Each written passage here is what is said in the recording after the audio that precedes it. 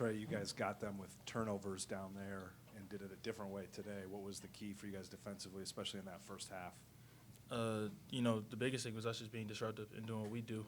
We watched a lot of film in like the first half and how we really did a good job of, setting the tone with like turnovers and stuff like that. And, credit to the guys for really getting locked in and, just trying to, be disruptive early and force those turnovers and let our defense create offense. Curtis, you guys have struggled a little bit to put teams away down the stretch in the last few weeks. You were able to do that tonight. What was working for you guys?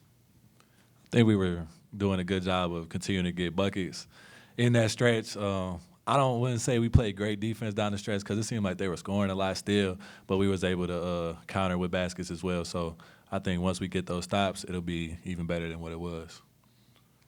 Trey, how big was it to just not let TCU build off your defense that you had and not let them come back in that second half where they had a few runs? It was big. We know basketball is a game of runs, and we knew that, they were going to throw punches, but we also knew that, we were going to throw punches. But, the biggest thing we talked about was, just getting the big stops when we needed to. Credit to the guys for, really, focusing and locking in when we needed to and stuff like that. And then, I think we did a really good job of just, playing through those mistakes. Trey, I think I asked you a couple weeks ago if the three-point shooting is now a thing.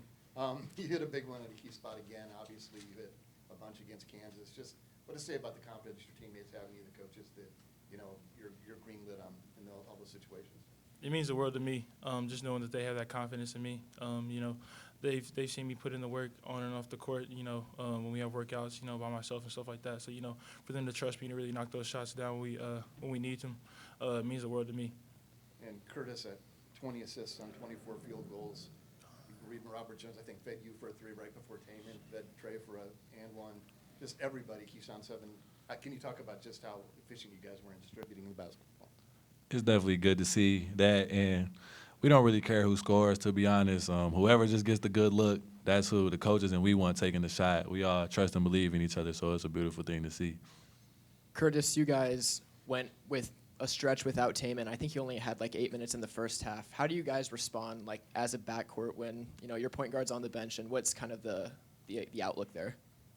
We all just trust in what we do every day. We still believe, with or without Taman, we're gonna cause havoc on defense, make the right reads on offense. It's definitely great to have Taman in, but when one man goes down, guys have to step up, and Pav did a great job of that as well, stepping in there.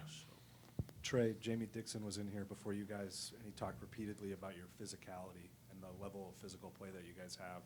Can you sense that on the floor when a team isn't able to handle or match your guys' level of defensive physicality? Most definitely. That's one thing, me, Rob, and Haas, really all the frontline guys, really pride ourselves on as being, the most physical front court in the Big 12. And, that's the biggest thing we always talk about, us and TJ is talking about setting the tone, with our physicality and always throwing that first punch. So and definitely in the game, over time, you definitely notice when it's starting to take a toll on guys.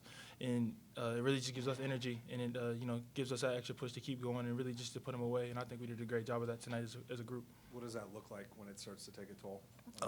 Multiple ways. I think the biggest way is rebounding. Even though we didn't do a great job of that tonight, I think we had a lot of spurts where, their main offensive rebounders, just stopped going completely. And, that really freed us and the guards up to, fly in and get those rebounds and kind of create turnovers and stuff like that. And then just like ball screens and stuff, just hitting them on the rolls and, making sure they don't get any free runs to the rim. Like after a while, they stop going. And so we all noticed that, and it just really gives us that extra lift. Trey, defensively, you talk a lot about wanting to be a really physical front court. How do you guys practice that? Are you breaking out shoulder pads, tackling dummies, things like that? Or how do you do that on a day-to-day basis in the gym? Basically with that, we do a lot of work hitting pads. We do a lot of one-on-one stuff, playing through a lot of contact and stuff like that. And then, in practice, we always double in the post. So we always go against that, physicality every day. So I think this kind of like second nature when we get out here and play against somebody else. On the same note, how do you make sure you're not fouling when you guys are trying to be so physical on the defensive side? Because there's a fine line there, right? Definitely. You just got to kind of be smart with it, whenever the ref's not looking, you can throw a little extra nudge or something there every now and then. But I think we do a really good job of, even though we are being physical and playing hard, just being smart with it, it's not committing any unnecessary fouls and stuff like that. So credit to the guys for, having that focus and stuff like that on the defensive end. Curtis, you answer this. He's biased. Who's the most physical player on the team? You see him in practice, I can't just say one person. I think of course. I can't. I can't give you one, man. I done got hit a few times by multiple people in practice, and it hurt. So it hurt the same. Like, I wouldn't say nobody's hurt more than somebody else's. We preach physicality, so everybody has, like, you have to be physical to even play and then play in this league. So I couldn't give you one person. That's whatever. Trey, what's it like in practice, though? I mean, it's It's you a kind of battle. asked for that earlier, but I mean, are there fights because you guys get so physical? Close to it, definitely. I mean, it's a battle, and you know, one thing that I pride our guys on is we treat every practice like it's a game. You know, one thing we always talk about is, you know, winning the game before we even play it, and I think that, you know, our whole approach to that really just, you know, helps us set the tone before we even step foot on the court. I think, you know, it's very competitive, very physical. I mean, there have been multiple practices where guys are bleeding.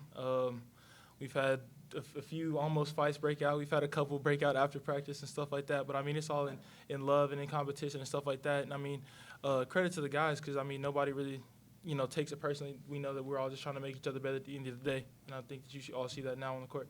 All right, who's the most physical? I'll ask you when I'm talking in political. I mean, I'm biased. I'm going to say me. But I say the next one I'd say is definitely Rob for sure.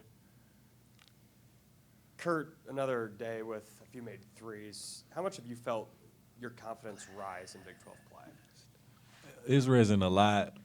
The coaching staff kind of put confidence in me after the BYU game, I think it was, and, you know, things really started changing for me after that.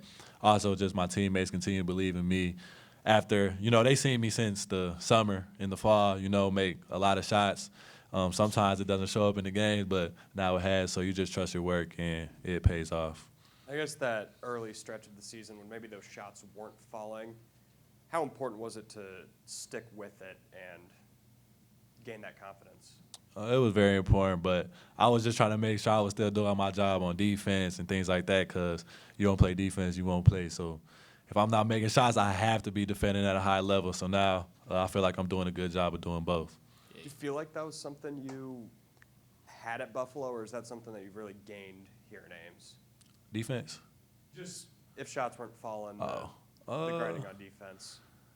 I don't know. At Buffalo, I kind of was probably going to play regardless. You get what I'm saying? So, coming here, they really emphasize defense, and you know we practice it every day, so get better at it every day. And I feel like buying into that has really helped me. But working every day is what got me here. Trey, I guess, what have you seen from Kurt in Big 12 play and his growth? I've seen a lot from him. I think definitely he's become a lot more physical. He's gotten a lot more used to, you know, the banging and stuff that comes with, you know, playing in the Big 12. And then I also think, you know, his ability to play with pace has really improved. You know, I've noticed a lot of times he's making a lot of really good reads and really changing speeds and really throwing off the defense and stuff like that. And then obviously, you know, his shot making. You know, like there was that stretch when, you know, he wasn't making shots, but I mean he was still working and defending and doing other stuff to help us win. And now that, you know, he is making shots and it's all coming together, I can't be more proud of him. Thanks, everyone. Thank you.